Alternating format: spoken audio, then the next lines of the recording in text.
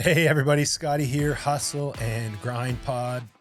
Thanks for tuning in. We've got Luke Thomas. Some of you may recognize Thomas Family Farms. They're down in Lambeth. He's running for Council Ward 9, and he's a business owner. Eat Healthy Eats. We get into everything from football, how sports relate to business, how playing on a team sport teaches you things that you need to know to get around a few corners, and what a network can do from your sports time in business and in just personal development. So we're going to get into a ton of stuff here. If you want to know more about Luke, this is the episode. And if you're in Lambeth, Byron, or Riverbend, he is your candidate for Council Ward 9. Okay, cool. Sounds good. All right, good. Luke Thomas, we're getting started. Here we go, boys. Hey, thanks for coming on, Luke. This is good. We got talking off mic here a little bit to get to know each other. And I mean, not that we know a guest before yourself, we're just kind of getting to know each other now, which is great, but feel like we've known each other for years already. So yeah, you're one of those guys, man. You're one of our guys here. So, hey, take us through, maybe we'll reverse engineer this. So you're running for council, but you grew up or we were just talking about your family had a farm, entrepreneurship. You found entrepreneurship. You went to Western and that sort of thing. I think it's great. The one thing that really got my attention is that here's this guy. I think I found you on Instagram or whatever, and he's an entrepreneur running for council. I'm like, fuck yeah, because like I talk about the city and how I want to make changes and that sort of thing, but then I don't do anything about it. Yep. You know what I mean? And it's easy to say, yeah, the city, Easy to whine and complain. Easy to whine and complain, but for someone like me who's never going to do anything about it, I'm just a whiner and complainer. But here you are making a difference, and that's kind of what caught my attention. I know we want to talk about that. We want to get into your entrepreneurship journey, but we do want to talk about like what made the decision for you to like run for council? What's that like and that sort of thing? So, well, I guess where it started was, obviously during COVID, that's when kind of politics kind of skyrocketed, right? Yeah. People started paying a lot more attention, stuff like that. Obviously it impacted my business. So I'm sitting here and I'm getting the government, telling me that I have to meet with all my employees. I have to tell them that they need to be vaccinated. They can't come to work. I'm told that I have to buy this PPE, and I'm like, this is going to cost me thousands of dollars. Right. Like what is going on? right. Then, stuff starts to close down. Well, who gets closed down? The small businesses, the gyms, the stuff that's keeping us healthy. But all these large corporations are able to stay open. And I'm like, there's no social distancing here. I'm like, this is like stuff's going all over the place. So that's kind of my introduction to politics. And then from there, obviously, I don't know if you guys are familiar with Andy Frisella, entrepreneur podcast. 75 hard. Yeah, 75 hard. So, Yeah, a little bit. So Dukes, Dukes, familiar. Yeah. found that as an entrepreneur podcast, helping me guide. He kind of shifted his focus more politically, and I was very intrigued on like how he kind of saw it from that entrepreneurial side and how it played in politics as well. I'm like, man, I'm really aligned with like this guy's voice and speech, and like I love this. Cool. So was listening to his podcast, and he basically said, if you want to make an impact in your community, there's two things that you can do right now. One is you can volunteer at your child's school board, or two, you can apply for city council. I didn't even know what the hell city council was, right? Like I didn't know what municipal politics were. We all know who the prime minister is. Sure. We all know federal, provincial, stuff like that. And so I'm sitting there and I'm thinking, and I have a friend of mine who's been involved in politics since he was 18 years old. I just gave him a call and I said, hey, I go, how do I get involved? Yeah. Right? I go, what do I need to do? I don't have any kids, so obviously I'm not going to apply for the school board. Yeah. I go, That'd I want be weird. Yeah. Right. It's like, hey, who's this guy telling us what to do? And this kid doesn't even go here. Right. Creepy dude. Yeah. Hey, this is what we need to do. Yeah. But so I just called him. I go, what do we need to do? And he goes, hey, in 2 years, there's going to be a city council election. Do you want to put your name in? And I said, let's do it. Sure. So for the last 2 years under the radar, I've been kind of working with him, talking to city councilors, trying to get a vibe of what's going on, what they can do, what they can't do. I've learned so much. Yeah. Right. And then, May 1st was the time to announce.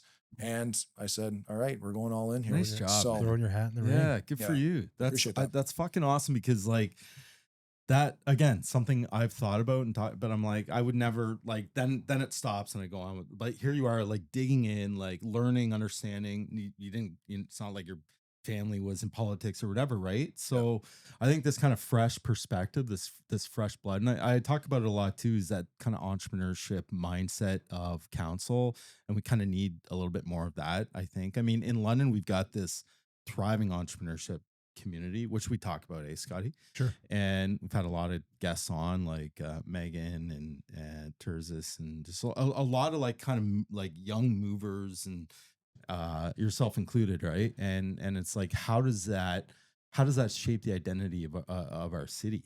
You know, Well, and if we've got this community, which we do, and there's these young movers as you describe, is there enough young blood on council? Yeah. Right. Yeah. And traditionally, London has been a bit of an old boys club Mhm.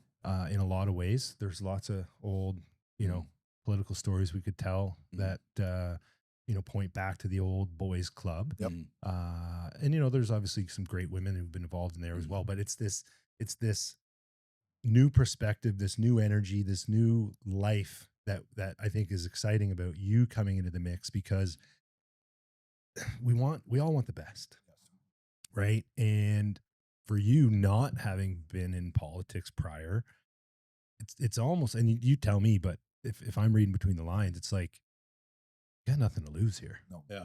Right. Nope. You got nothing to lose. So you're not constrained by some other political ties where I can't say or do this because it's going to screw me in this backdoor, channel of sorts. So how do you see, with the 18 or so months of now kind of digging around, asking questions, meeting with people, shooting the breeze, to May 1st announcing, what have you noticed, and how, like what excites you about kind of the journey here?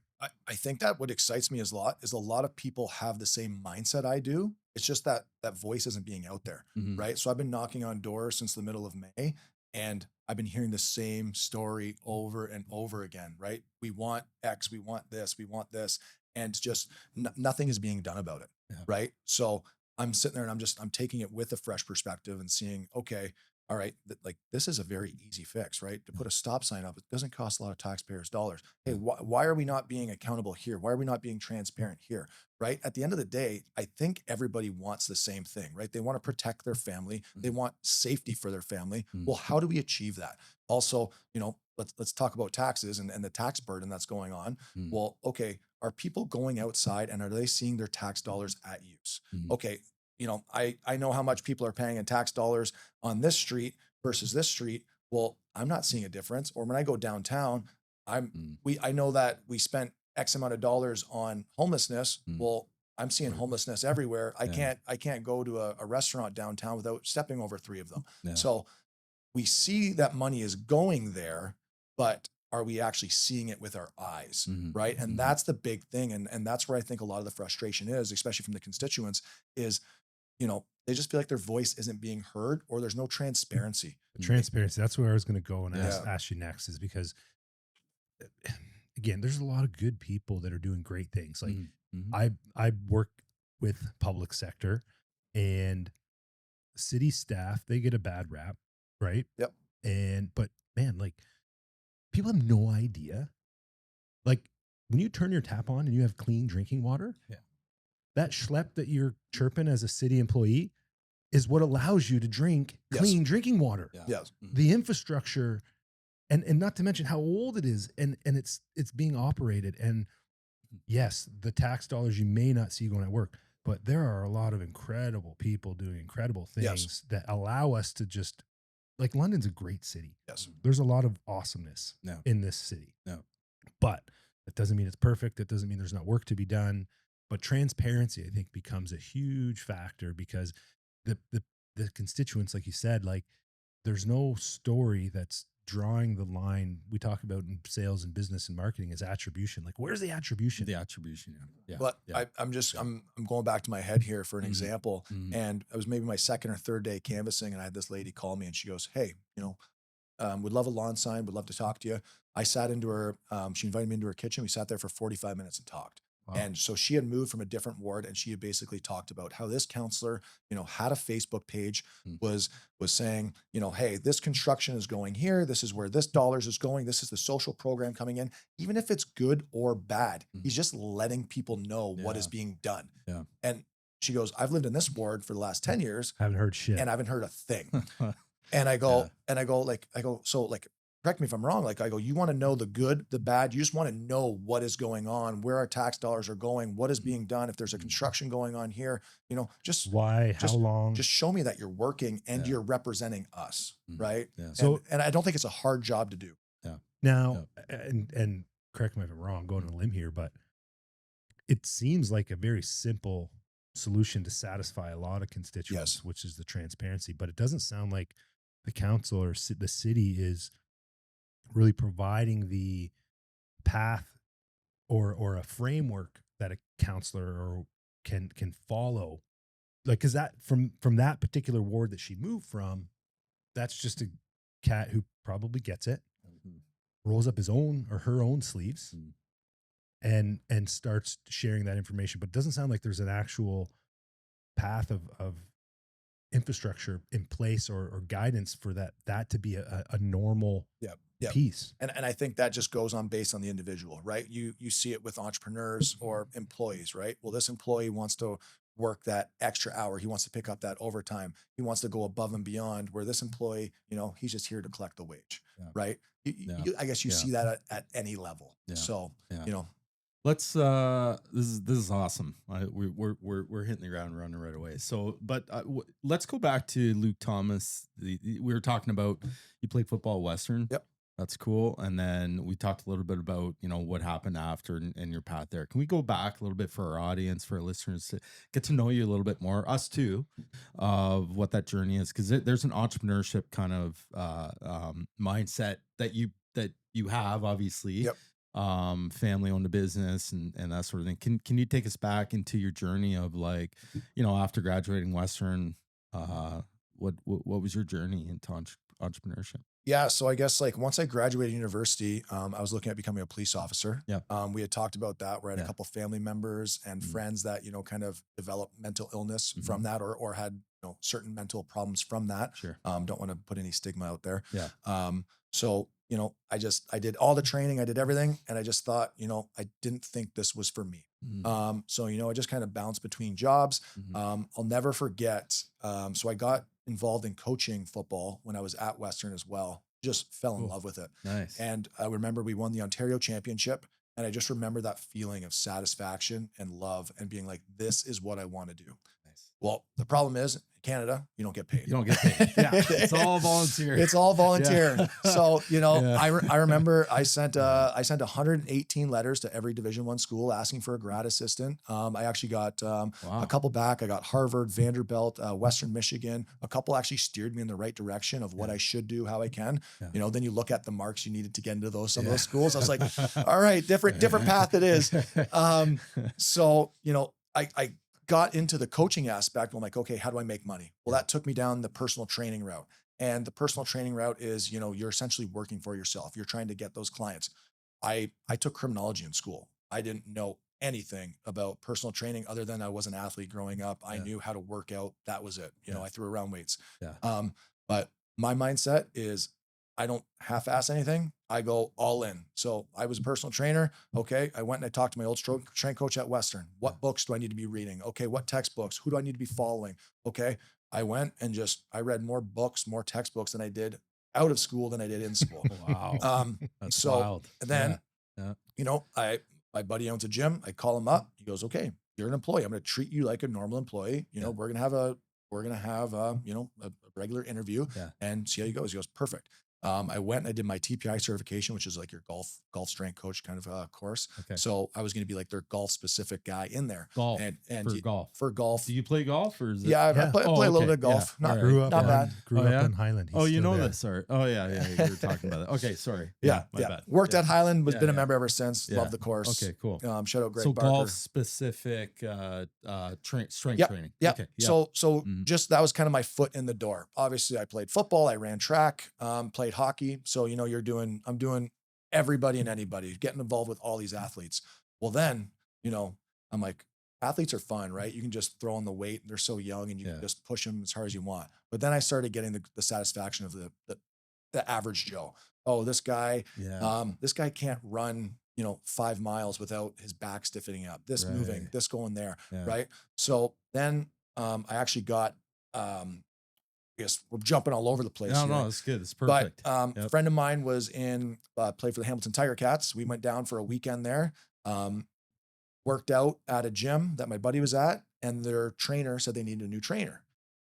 So, just introduced myself, whatever, talked. We came in for an interview the day after. There was a couple pops the night before, so I don't know how well the interview went. And he goes, you're just starting out. We probably don't need you for 6 months to a year. I go, perfect. I go, I'll just try to learn as much as I can. For the Ticats, CFL Ticats. Well, so my buddy played for the Ticats. Yeah. This was it was DNA Fitness, a small gym in Burlington. Got it. Yeah. So, kind of was like, okay, hey, no worries. He called me 2 weeks later. He goes, when can you start? No way. And I'm like, okay, all right. Like, so we're doing this. Yeah. Right. So, I had to leave my buddy's gym in London. How'd that go? It was good. Right. How long were you there with him? I was there for about a year and a half. Okay. So it wasn't like 2 weeks. Yeah. No, it wasn't 2 weeks. Thanks for the certification out. Yeah. I also, I think I was running 2 or 3 jobs at the time as well. So I'm like, hey, like I gotta change my life. Sure. I lived, off on campus when I was at Western, but like I never really moved away from house. Yeah. So I remember coming home being like, hey mom, I'm moving. So, where are you moving to? Oh, Burlington. What the hell happened there? Yeah. So worked in there. And what I loved the most was about 90% were personal clients. And you got to know every single individual. You got to see how the body moved. I'm doing 40, 50 hours a week in personal clients alone. So I am seeing how this body moves compared to this body, how male impacts female, how a 15-year-old versus a 45-year-old. I'm seeing everything and just soaking it all in. And then one really good thing that, I give credit to Travis Canellos, another shout out there, is he every once a week or once a month, whatever it was, he would sit us down and he goes, okay, this is what I want you guys to learn. Okay. And then the next time I want you to ask questions, right? What's the difference between, strength versus hypertrophy training? What's the difference between, volume training versus, low reps or something like that. Right. And just, the nerd, just soaking it all in and just learning and learning and learning. And like I said, I don't do anything half-ass. So, just trying to learn as much as I could. And that kind of got me into coaching. From there, obviously I'm a lot of one-on-one time with people. Now everybody has a question. What about food? What should I be eating? Well, you're fit. What are you doing?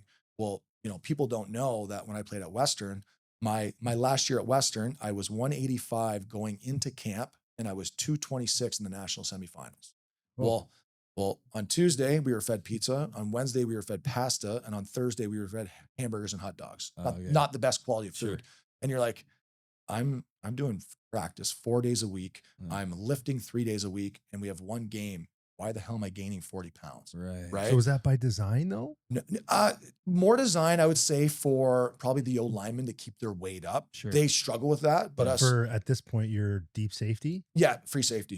Yeah. So you're not needing to put on. I'm not needing to put on that weight. All kinds of weight. And you don't like your body hurts. So at that time, like as far as like a nutritionist on staff for Western football wasn't really we didn't have anything like that. It was just we don't know what you guys are eating off site. So we're going to make sure that you guys are fed after practice, just to get some calories, carbs or whatever. Right? Nothing's pre-portioned. So if I want to go up for thirds, I can, if there's food there, right? If there's ice cream or chocolate milk after, this is during the time of, chocolate milk is high in protein. It's great for you. They didn't talk about how it's 45 grams of sugar per serving, right? Wow. So it just compounds. So, I have all these clients asking me about what are you eating? And I'm like, holy crap. I'm like, okay, there's food. So, talked to my boss there, got my nutrition certification. Wow. And I was like, my mind shifted from holy crap, it's, the gym and food's just kind of a complement of it to it's 80% food. Completely flipped the script. Completely. 80% food, 20% gym. If I take like 3 weeks off of the gym and I'm eating fine, I'm still fine. If you take 3 weeks off the kitchen and you're still in the gym, that weight can go up. Yes. Yeah. So do we get into Eat Healthy Eats Yes. now? Yeah. Yes. And this is your first company or Yes. your first business that and how quickly starting, like, how did you realize, okay, this could actually, there's a space here Yep. that I can enter into? Because I mean, it's a busy space. I mean, to get into that industry, it's competitive as hell. I mean, how do you even navigate that? And clearly a very successful business you created, but like, what, take us through that journey of like, I'm going to go into the space. Oh my God, there's all kinds of competitors. How do I win at the space? Well, and that's exactly it. So when I was personal training, I was in Burlington, so Toronto at the time. Yeah. So I contacted every meal prep company out there. There was probably 7 or 8 companies. Oh, okay. And I'm like, hey, I think your product would be great for my clients. Like, I think it would help them, because as I'm doing the nutrition, I'm realizing they're kind of missing that one meal a day, right? I'm helping them, but a lot of business owners, a lot of people traveling, where I can control their breakfast and their dinner, but when they're out, they're kind of struggling there. So I'm like, I think a meal prep company would be perfect for you. Yeah. So, hey, we'd love to send you some meals to try, stuff like that. Holy crap. It was awful. Just garbage. Garbage. High in carbs, high in sodium, high in sugar. Really? Just, Wow. there was no difference. So it wasn't going to solve what your Exactly. challenge you were trying to solve. Exactly. for. It wasn't going to Oh, help my interesting. clients. It wasn't going to help my clients. Yeah. And for example, like, I'd go to Goodness Me or Metro and I'd grab like a hot lunch. Mhm. Well, it's cooked in oil, it's cooked in this. Well, is it canola? Is it olive oil? Right. And it's just poor quality products over and over again. So I said, you know what? This isn't going to fix my clients. So I just started meal prepping for them myself. On your own. On my own. Just out of my kitchen. So when I do my meal prep on Sunday, I'd be like, okay, how many people want it this week? 5, 6. All right. Okay. You guys are getting your meals as well with my meals. So now all of a sudden you're a chef. Now I'm a chef. Now I'm a chef. Like I was always a good cook. I was always a good cook. Ask my roommates in university. Yeah. I was the good. guy that watched a lot of Food Natural. Network. Yeah. So things are kind of slowly coming together. And it's not like you're like, oh, you didn't come out of the gate thinking, oh, I'm going to start a business. It's like, it's kind of a slow burn. Yes. Like it's almost like an accidental kind of like intro, right? I would imagine. 100%. Yeah. And then obviously, like when I started the company, I give all my credit to my business partner at the time. I was basically telling him what I was doing. And other than that, like that cooking for those clients and maybe gave me a couple extra $100 and my meals were free. So I was like, hey, this is a win-win for me, right? Yeah, now your grocery bill shrunk. Exactly. Yeah. Exactly. So me and my buddy, we meet for dinner one day and I'm just talking about this. And he goes, man, I play for the Argos. I think we could get your clients and the guys on the football team on these meals. And so I go, yeah, sounds good to me. Whatever. Right. I need a bigger kitchen. He went home, he bought a business license. Really? And I go, Okay. oh shit, we're doing this. So yeah, this is real. And this is real. And kind of like my path with personal training and how I don't do anything half-assed. I'm like, okay, we own a business now. I'm going all in. Oh, so it got cool. I was a little too big for my kitchen at home. It only had 2 racks. So I had to rent out a kitchen space. Oh, you did. And it just kind of just gradually grew. And yeah, That's cool, man. So I love this. how long ago was that when your buddy from the Argos 2017. Okay. So you've been nearly a decade now. Yeah. Yeah. So talk about scale. Like now, so you're not probably in that first rental space now either. Like No. how many times have you outgrown your space? Twice now. Okay. So now when I was making more money meal prepping than I was personal training, I knew that it was time for me to make that flip. I had to make that commitment. Well, okay, I know that a lot of my clients are still in Burlington, but I live in London. Well, okay, is this going to cover my rent? So I said, you know what? I got to take the risk. I moved back to London, moved back to with my family, my parents. I bought rented out a space there, bought all the equipment and, went full time and was like, okay, well, and then, 4 months later, COVID hit. Oh, so with COVID it helped a lot of businesses. It hurt a lot of businesses. Yeah. Everybody did not want to see anybody. Like the delivery aspect was so normal for them now that it grew exponentially. So COVID helped you grow your business. COVID helped me, but also helped all my competition as well. Yeah. So, like now I'm competing with the good foods, the HelloFreshes, the Factors. They're they have exponentially amount of budget. So they're buying all the ad space. Yeah. So I'm like, oh crap, do I stay small and, just continue feeding my 15, 20 clients a week and just kind of go through the motions, making decent money? I have my truck. I can do whatever I want. I have a pretty nice lifestyle. Mm-hmm. Excuse me. Mm-hmm. Or do I go all in?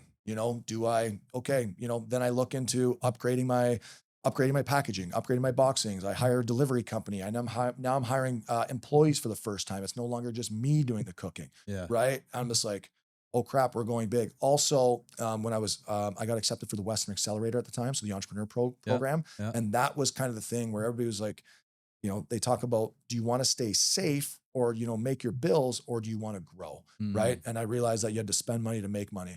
And yeah, the bills were piling up, and you're trying to compete with those guys. Yeah. Well, what's GoodFood, dude? What's HelloFresh do? How do they package their meals? How can I compete with them? How am I different than them? Because I know I'm not gonna win them based on advertising, right? Yeah. No, because their pockets are just deeper. Exactly. And that's a slippery slope when you start trying to battle on that ground. Yeah. I have a question as you're talking, thinking of, you're talking about how you're the type of guy that goes all in, and I'm similar to that too. And I've experienced this podcast, it's freaking, these guys are like, what the hell's Bellabo doing? Here we go. We got all the equipment stuff. But with that mindset, which is very admirable, and I think you need that, but to go all in and double down and go at the pace you're going, there's an extreme pace you're going. Are there things you miss along the way that you look back, be like, oh, I went so quick that, because I'm talking from my own experience, I go so quick sometimes. I'm like, oh shit, I kind of forgot, or I didn't see that because I was moving so quick. 100%. Yeah. 100%. And I think, any entrepreneur, anybody that does anything, where do my experiences come from, or why can I speak on this? Because I've made a lot of mistakes. Sure. I've made so many goddamn mistakes, Yeah. right? I can't even count. Yeah. Right. It's just like, oh, you talk to this guy. Yeah. Do this.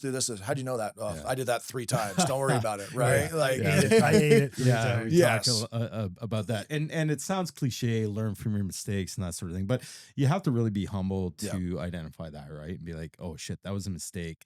Let's make sure I don't do that again. Or you fall into these habits and you do the mistake 3 times, which myself, I'm like, shit, it's the 3rd time I made this mistake. So I should have learned the first time. What's that like for you? Are you really intentionally learning from your mistakes, or are you making that mistake a few times? I mean, okay, let's really this is a habit or a pattern I have, we all have those. I think that's a 2 answer question. Yeah. My mind is going to Tim Ferriss, and where he says, what is the risk? Well, okay, if my company were to fail tomorrow and this happened and the world ended, what is the worst possible outcome? Could you still survive that? Could you still be happy? Could you still live? And my answer is yes. Right. So, okay, that allows me to take the risk to make more mistakes. And then, when you make mistakes, I try not to make a mistake more than once. Sure. Right. Yeah. Whether that's personal, whether that's life, whether that's business, nope, and I've made a lot of mistakes with employees, and talking to my business partner now, he goes, just cut it. Just cut it.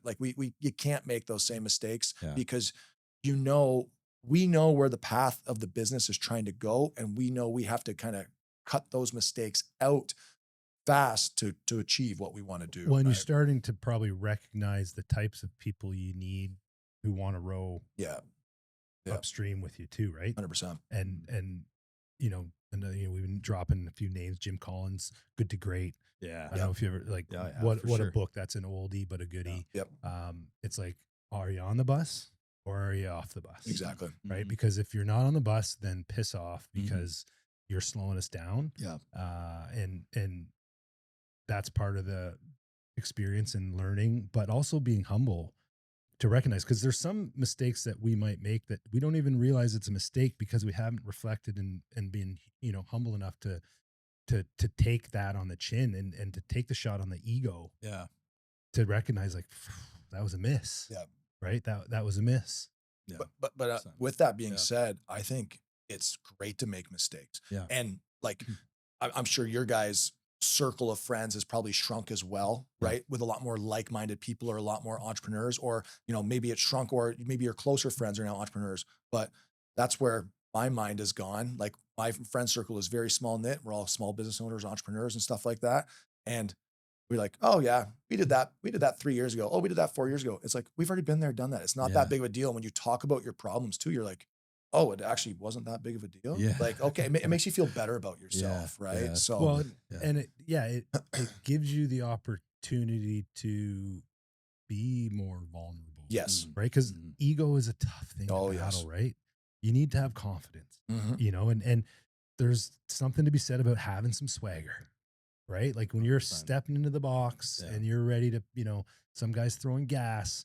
If you don't have an ego who's telling you that you're the man, you're going to be in trouble. Yeah. But at the same time, you're going to have an opportunity to hopefully learn, or to just recognize that, like, hey, if I can share the shit I'm dealing with my circle, some of them may have a solution for me.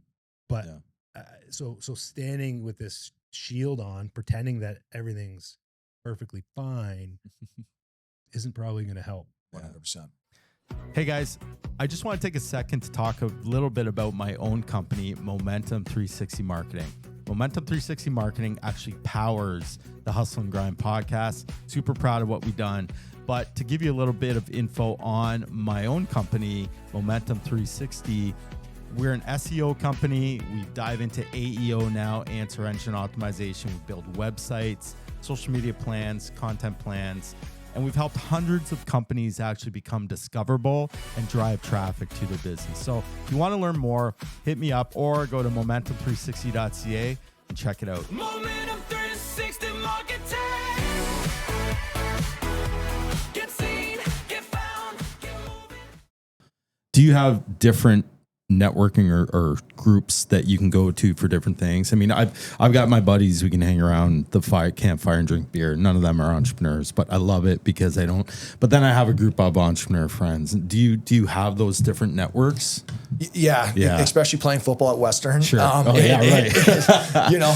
was telling someone the other day, like, I have 100 friends that are 5 years older than me and 100 friends that are 5 years younger than me. Yeah. Right. So Nice. obviously involved in there, and, playing with my golf buddies, playing with my hockey buddies, my gym buddies, it's just bouncing all. And then, one of my closest friends now I just met playing golf, and, he's head of marketing at a company. Right. So, okay. Hey, I'm thinking about doing this, and this, what do you suggest? Oh, perfect idea. Hey, maybe try this instead. Nice. Just bouncing those ideas off of me. Right. Yeah. So, It's awesome. So it's a theme that comes up often around here, the sports side of things. Obviously, you're referring to Western.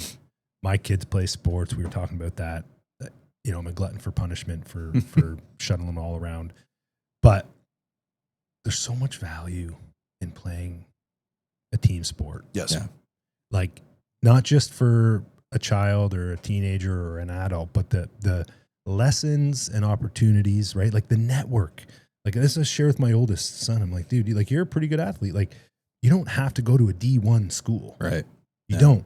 But if you find a way to play a sport, collegiate sport, your opportunity and your network has exponentially expanded. Yep. And you never know where things, like, again, it's your buddy. I'm going to guess you played with them at Western, who's an Argo, who tells you need to start a business, right? Exactly. Like that's Exactly. that's part of the network. So what is there anything that you could put your finger on throughout playing football at Western and golf and the sports you've been involved with that really has lended you some skills to help your entrepreneurial journey?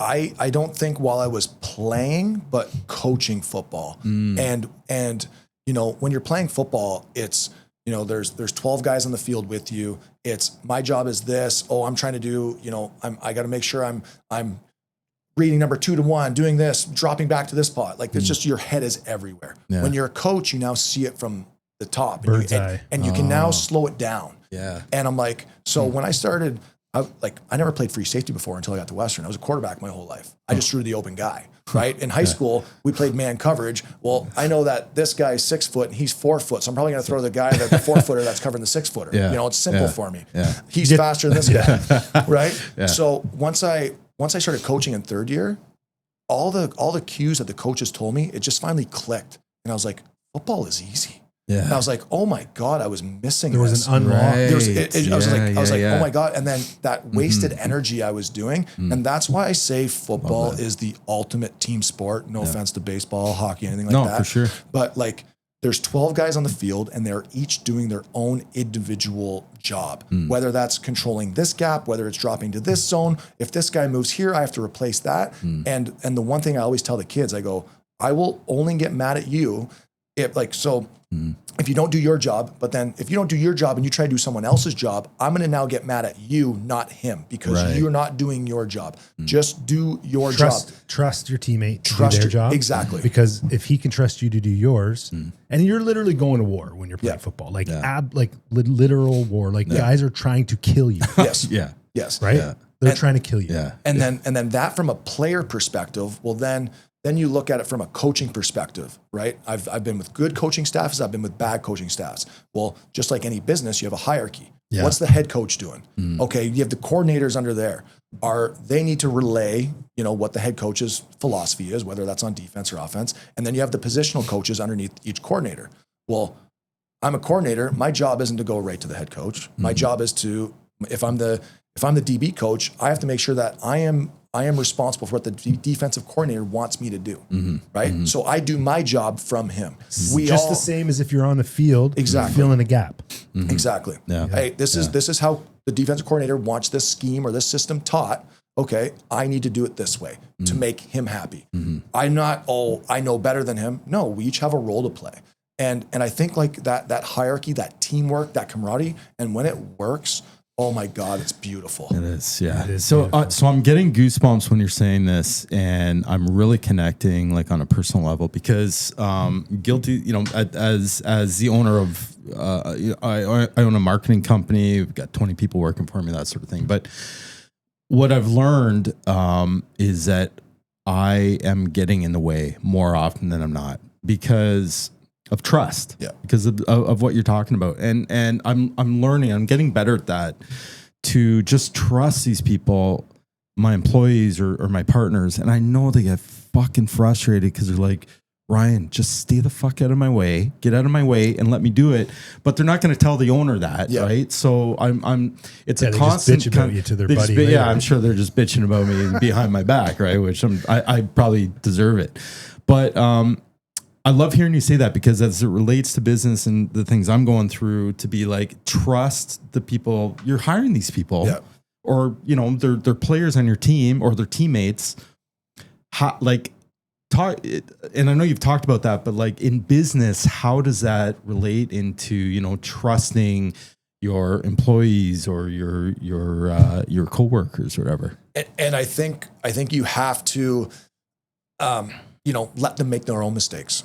Right. Yeah, I like that. And let them make their own mistakes and don't micromanage. Yeah. Right. And as hard as it is, because, I was cooking in the kitchen for myself for 4 years. Right. No, this is the way we do it. No, this is the way we do it. Yeah. Well, I learned a lot of best. Yeah. I learned a lot of mistakes over there. Yeah. Don't make the same mistakes I did. You can cut time by doing this. Yeah. Well, then, okay, what do I create? I created a whole manual of, how things should be organizationally done, whatever the word is. And then, okay, I now give them that. Is there questions based on that? Okay, now when you cut a broccoli head, I don't care how the hell you cut a broccoli head, right? Just cut it. Make sure you do it right. But this is how we cook our steaks. This is the the expertise or I'm losing the word the here. process or the system, I guess, maybe, right? Or the perfection. Standard operating procedure. There we go. This is I the guess, standard. SOP. This is the standard we want our chicken to be cooked at, our Sure. steak, our salmon. Yeah. This is what we want because we don't want to mess with any food or anything like that. Yeah. So those need to be perfect. How you season them, how you do. I want your chef touch to come out in that. And guess what? With employees, I've now built to that book. Oh, maybe we can switch things how we do that way. Maybe we can do this, right? And it's giving them a little bit more of the reins. Love it. Now, I'm always around, but I'm not always around, if that makes sense. So like I'll be in the office while they're in the kitchen, or something like that. But I try not to get in the way, or I'll show up in the morning, be like, hey guys, you guys good? Any questions? You guys need anything from me? No, perfect. I'm gonna go out for 4 hours. Yeah. Come back. Are they ahead of schedule? They behind schedule? Kitchen's not on fire. I also, Or right, it is. right. Yeah. Hey, I know how long 400 meals should take to cook. Why are we behind? What happened? Oh, we undercooked the rice. Okay, make sure next time you don't, or you didn't cook enough rice. Okay, make sure you don't. Right. You have to learn from the mistakes. You have to kind of just. But you're give them little allowing tests. them to learn too. Exactly. Right? Yeah. Yeah. And That's I think good. the micromanagers just kind of take that step back. It is very hard to do, hard to especially do. when it's your baby. Yeah. Especially when it's your baby. Yeah. And yeah, like, the chef we have now is absolutely amazing. Yeah. So, and he's bringing new techniques and he wants to learn, but he's also that kind of guy that wants to take that extra step. That's not just, okay, hey, I'm here to do my job. I could hire those 16-year-olds that, hey, push the chicken button and cooks. Yeah. But, we want to grow. We want the best product. We don't want to be the McDonald's, the Wendy's, right? Yeah. We want those things. So I'd like to go back, if you don't mind, into just something that you were talking about with your Healthy Eats business, in terms of like you're entering into a busy space with Factor and these big corporations. How did you navigate through that to be like, no, we can do something differently, or we can do something better, or create a niche or whatever? Like, how did you not get overwhelmed by being like, we're fucking never going to win against the big guys, right? Well, I think I've accepted I'm never going to win against the big guys. Sure. Okay. Hey, Right? Great answer. You're not going to sleep over that. Like who's winning? Like, yeah. So do you need to win? Yeah. Yes. Right? But I know, I need to achieve X to be successful. Right. Right. I know I need X amount of clients each week to be successful. I know that, my word of mouth, me being in the gym, people seeing me, that's a sales technique itself, right? Yeah. Just talking to the right person, or like, excuse me, like, you got to think like ad spend. Well, I know we live on our phones now, but who talks to each other anymore? What about organic growth? Just talking to someone, being like, hey, have you tried this? Oh, I saw you were with this company. Hey, have you tried this company? Oh, no, I haven't. People still don't even know I exist, and I'm from London. I live in London, right? Yeah, and it just goes to show, one, how busy I am, how my mind's in 1,000 places at once, but also, how marketing, advertising works as well, right? Yeah. And I've relied a lot on organic growth and just building those relationships with the gyms, because that was the space I was in. And guess what? Every gym owner in the area. Hey, how can I help your client, or how can I help you help your clients like I helped mine? Love it. Right? Bingo. So there's an unselfish nature to that approach, right? It's a service approach, essentially. You're not there just to sell them, because I think it's a difficult journey when you're trying to grow a business and you need to sell yourself and your services or your products. But sometimes if we do that at the expense of our soul, just to like close that one deal, it doesn't often turn out well. So when you go in there, like, how can I help you help your clients? It's a softer approach. It probably has more doors open for you to expand conversations. But then generally you're kind of following through, like you're actually trying to provide value. 100%. 100%. Well, it's that win-win, right? That's the magic of when you find that win-win, when everyone's winning, which is hard to do, obviously, and you go in with that unselfish attitude of not just selling the thing, but like you said, finding a way to actually help and finding that win-win. That's key to almost every business, I think. Yeah. Community. So you're talking about coaching, and are you still coaching now? Yeah.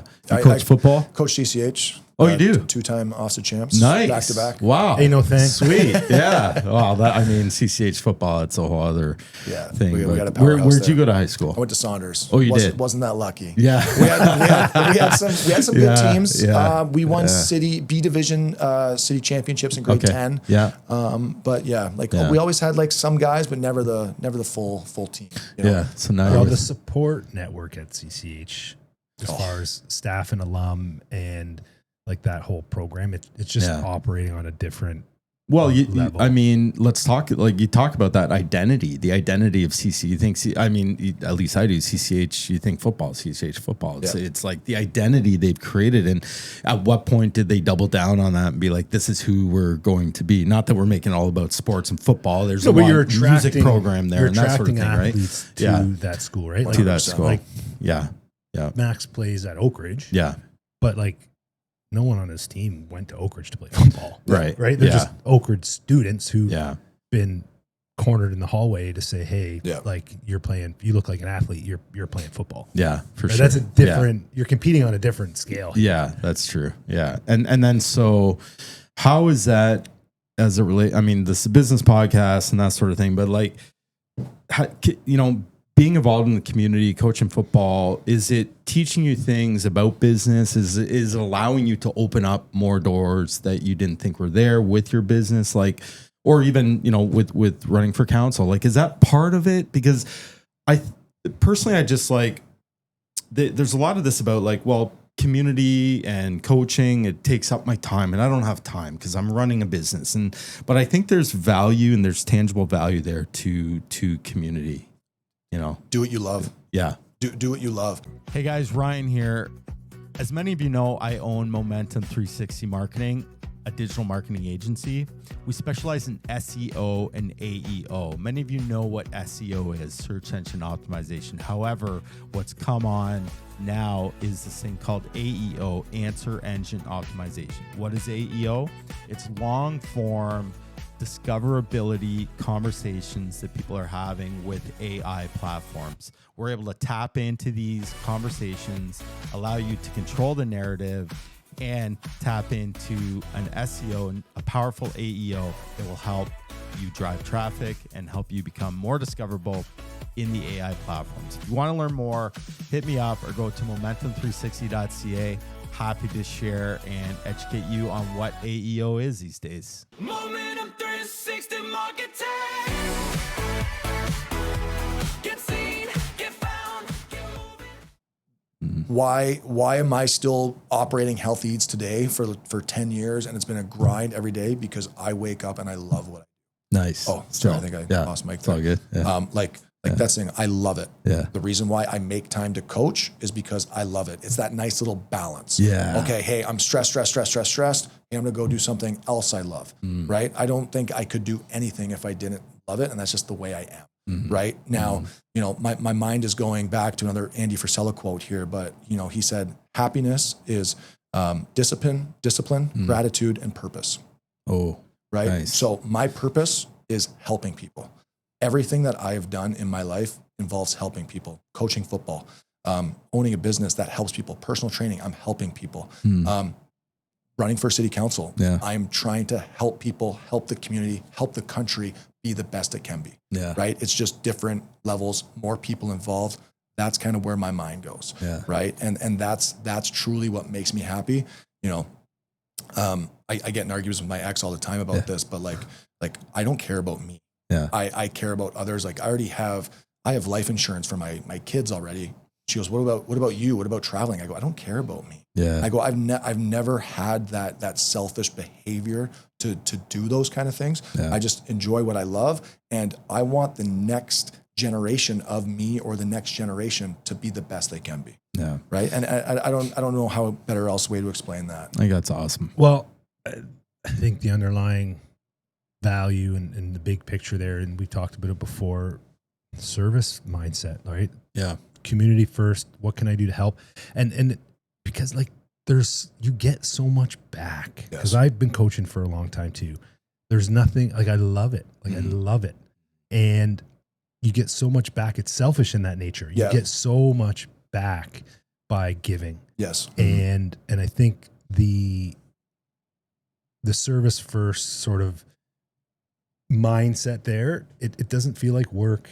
Yeah. Right. And you, like you said, if you do love it, but it gives you, it's the fuel you need to keep going. And the other piece that's kind of probably hidden, we kind of talked about, you got a money game coming up later on the track this afternoon, but the phones go away. Yeah. Right. Same thing when I'm coaching. I'm not on my phone. Yeah. I'm unplugging from you know, the emails, the text messages, the phone calls, you know, the social media notifications. There's like, when I go play hockey, I'm not thinking about my phone. Yeah. Like I'm literally not thinking about anything else but like how to like make the next play on the ice. Right. So if there's anyone listening who gives a shit to care, like find something in your life that allows you to completely unplug from your phone. Cause I think it's pretty good for your mental health. 100%. Yeah. Well, you have to. And I, as a digital marketing company, I struggle with that, obviously, because that's my business. But like, I got to work really hard at that. And my wife will call me on it, right? And be like, you got to get off your phone, man. You're like doom scrolling for, you know, I'm always looking for the ads because I'm like, what are they doing? What do we need to do? What do our clients need to do? So, but it's, it well said for sure. 100%. So for Eat Healthy Eats, like it's been what, 10 years you said? Yeah. Just under 10 years. Man. So where are you at now? What's what's next? What's like, what are you in? Obviously, well, I mean, hey, like you're running for council, you're running a business, like, man, your schedule, your coaching schedule's full, but in the midst of it, you have this business that you need to continue to So about 2 years ago, I sold majority of Healthy Eats, which gave me, a little more freedom. Yeah. I still control all operations. That's just the way my brain works, right? Yeah. How do we get from A to B the fastest, right? And that's just the way I've always been, work smarter, not harder. So, do that. So that's allowed me to kind of take a step back. Now, what's next for Healthy Eats, though, I'm not sure how much I can disclose. Yeah, sure. It's all good. But yeah, so we did have 2 locations. We're going to be closing down both of those locations, moving into another location. We've partnered with a beverage company and an event company for trying to keep things. Don't want to spoil anything here. Yeah. No one listens to this podcast. Just my mom. Our moms. So partnered with those guys. So now we're going to be having, they realized how expensive it was to do a kitchen. We've catered for them in the past. They really loved our product. A lot of the same synergies. Also a guy I played football with, coincidentally, right? Surprise. So, we're kind of working on a little joint venture here where, it's going to be in the morning, we're going to be meal prepping. In the night, there's going to be maybe a restaurant / pub, and then, catering / events on the side. So, it's going to be kind of, a three-headed monster. A three-headed monster that's going in a lot of different directions. But also with that, the events and the catering it's for sporting events. It's for sport organizations. It's for teams, right? So it's still in the area that we love and like that we are expertisans, that we know what athletes need to be fueled to work to the next level. Man. Right? So and the power of collaboration. We talk about it all the time. It's one of those unlocks, man. And the quicker you can identify as you have, it just can unlock so much. I imagine that's going to take that company in a lot of different ways. But you're not jumping outside of your core competencies. Right. It's in alignment with the passion that you already have. And it's allowing you guys to take the game to a whole new level. And just like what you say there, right? Like when you think pub food, you think greasy chicken fingers, chicken wings, stuff like that. Well, we don't have any deep fryers in our oven, in our kitchens, right? So everything's going to be healthier, right? But we can still have fried chicken. We can still have chicken wings. It's just be cooked differently and not deep fried in a whole bunch of oil. That's awesome, man. How many kitchens out there don't have a deep fryer? Right. Good question. Go to every restaurant, rare, right? Like almost none. Yeah, that's very rare. Yeah. We cook everything out of our oven. So nice. So I know we can't, disclose too much, maybe too soon. Do you have some timing that you can at least share on when you guys hope to kind of be able to announce the official collab? The official collab will probably be announced in the next probably 2 months once we take over the space. Nice. And then it'll probably be fully operational just before kind of Christmas. So nice. Right on. That's it. Well, we'll keep an eye out for that. And then Ward 9. Yep. And that is that Lambeth? It's Lambeth, Byron, Riverbend. Okay, cool. So you grew up in Lambeth? Grew up in Lambeth. Nice. So you're your own. That's now, great, your man. Family has property down. Like you're still the farmhouse on. Yeah. Thompson Brothers. Thomas. Sorry, not my bad. Thomas, how many times is Thomas Brothers? Yeah.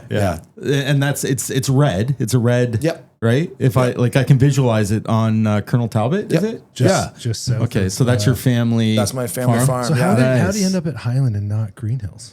So they didn't hire me. Yeah. That's their own damn. loss. Eh? Yeah. That was their fault. Yeah. No, like So Uncle Don and my grandpa started the farm 68 years. I believe this year was their 68th anniversary. That's awesome. You know, born and raised on the farm. Yeah. You know, never thought anything different. Yeah. I was always too young to work on the farm. So you know, I got to ride in the tractors with grandpa.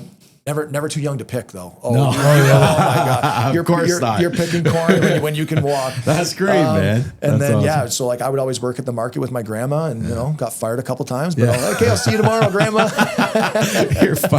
You're fired, but show up for 8. Yeah.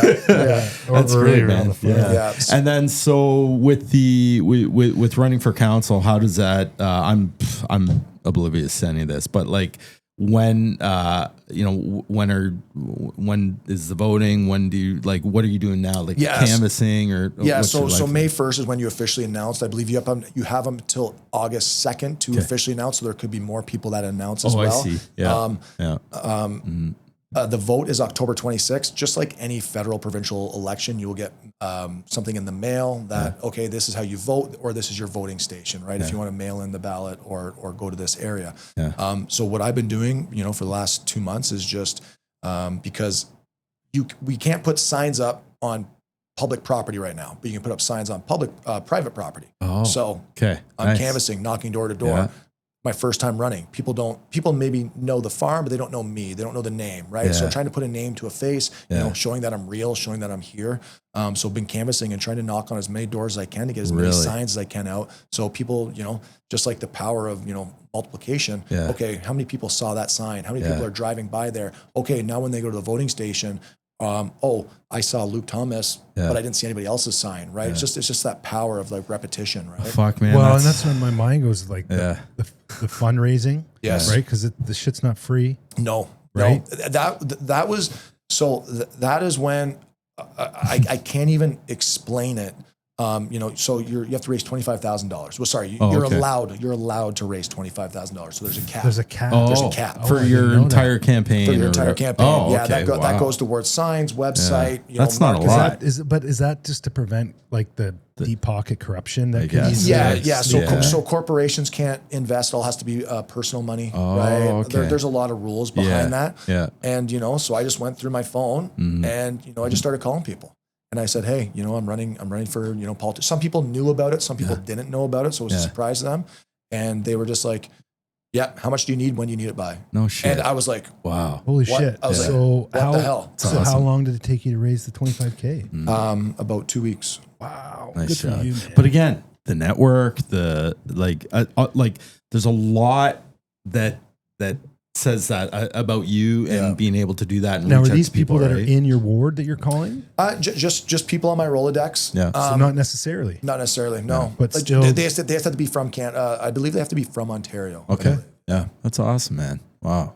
That is incredible. Yeah. So now you raise your 25K, you're knocking on doors, you're planting signs on lawns, and you know October is going to be here before we know it. Oh, I know. Yeah. So are you already fully ramped up? Or do you have hopefully this pod can amplify your message a little bit.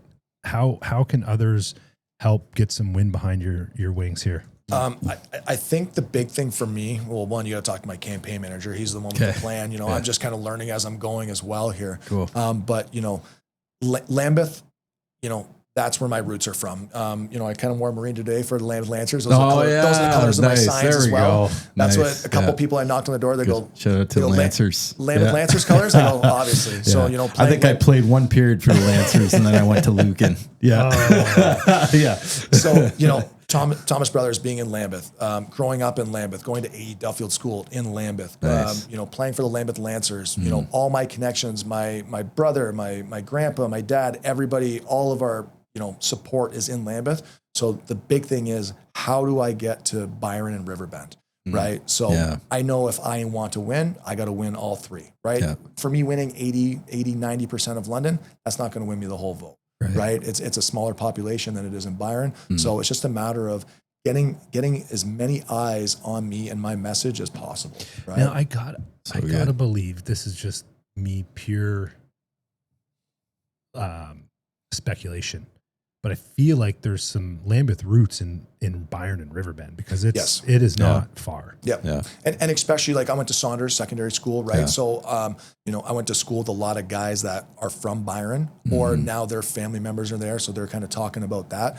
Riverbend's basically a new development. I think it was like 2023. Yeah. Sorry, 2003. Yeah. When it kind of first started and all that stuff. It was mainly just like the farmland and whatnot. Yeah, out there there. was you couldn't that Oxford Bridge. wasn't there. We lived there for 4 years before we moved out to the country. So, and we saw it just evolve. Like it was half farmland. Now you got West 5 and all that stuff. So, and I think Sifton has done a great job with how they've built it. It looks like a great community. And that's kind of why I'm well, one, me running in Ward 9 was very easy, right? Being from Lambeth, I was like, hey, this is where my roots are from, right? Obviously, I'm going to get the most votes because people know me. Yeah.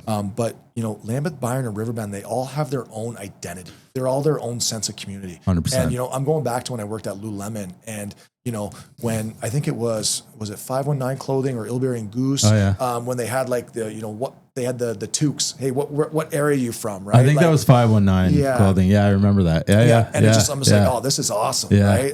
And being from Lambeth, I know what Lambeth wants. Yeah. Byron, they want the same thing that Lambeth wants, but just for Byron people. Yeah. Riverbend, I don't know if they really have that identity yet. Probably not. But it's gonna. You it's can gonna help be there shape soon. that, right? I can help shape it, and it's already kind of turning out to be that community, which is cool, right? Like you have the West Social there, you have the gym right there as well, right? It's already got all the building blocks to be its own community. How do we just keep it going and I love it. Not get into the not bull crap, but for lack of better words, from the other areas that maybe funnel into that, right? Because at the end of the day, like I said, like you want to protect your family. So how do you do that? You protect your community. Well, your community inside your own city is that, right? Love it, man. And your neighbors and stuff like that. It's awesome. Yeah, and if you can, I think like you nailed it with the identities, right? There's an identity when you're from Lambeth and Byron, and maybe Riverbend's not as mature because it's a newer community. But when you can unite folks on that identity, you're gonna maybe gather some momentum to take things to the next level. So that's incredible, man. I'm pumped for you. I can't wait to see how this next few months rolls out. We wish you the best of luck. If folks want to get involved, check in with your campaign manager, I guess. He's got a mission. He's got a job. I got a website, social media. Yeah. What's the website? LukeThomas.ca. Nice. Don't know how that was available. Wow. But, Lucky one on that one, eh? Yeah. Good. No. Yeah, Luke. It's been a blast, man. We covered a lot of stuff, eh? Sports, entrepreneurship, city council stuff. I mean, everything that I was hoping for sure. So awesome. It's been a blast, man. So continued success and good luck out there grinding. And we're here to support you for sure too. So thanks for coming good on, stuff. I appreciate that. Man. Good. Thanks, guys. Awesome. Cheers. Good. That's All right. a wrap. Cheers. Good stuff. That's a wrap. Another great episode. Thanks for joining us. Please support our podcast. By supporting us, you can go to YouTube, follow us on Facebook, Instagram, go to our website, hustleandgrindpod.com. That way you can go and you can apply to be a guest. Listen to us anywhere that you listen to your podcast, Spotify, Apple, all the channels. But we really appreciate your support. Keep listening. We have a lot of great episodes and a lot of great guests ready to go. We're going to keep coming hard at you here and digging into the hustle and grind of what it takes to be an entrepreneur and a business owner.